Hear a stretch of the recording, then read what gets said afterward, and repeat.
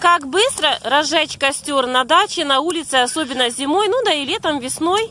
Хочу вам посоветовать маленький лайфхак. Работает на 100% и стоит совсем-совсем недорого. Всем привет! Сегодня хочу поделиться, как быстро разжечь костер, особенно в холодное время года. Пришли мы на дачу, ветер дует. И тяжело разжигать костер, спички есть у меня. И я хочу посоветовать такое вот средство, как лента малярная. С ее помощью быстро должен разжечься костер. Просто элементарно на спичку ее вот так навернуть. И еще дополнительно я нарвала и приклеила ее к бумажке.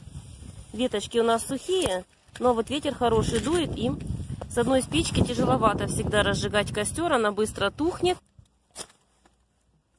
Вот малярная лента быстро разгорается, она чадит. Ну, а костер очень быстро с одной спичечки. Ни одной рукой было неудобно. Вот помощники помогли. И теперь бумажки. Вот видите, как она долго горит. Простая спичечка так гореть не будет. А малярная лента, так что, когда идете куда-то на природу, где-то на даче, возьмите с собой вот такой маленький кусочек малярной ленты.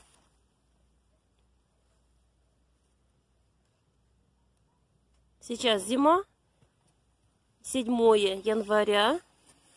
И вот как быстро разгорается с помощью малярной ленты, скотча такого.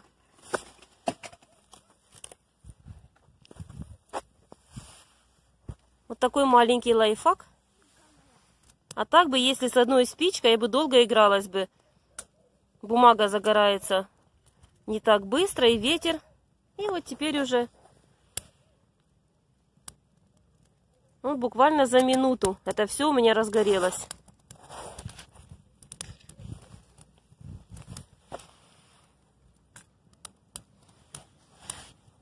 Вот супер способ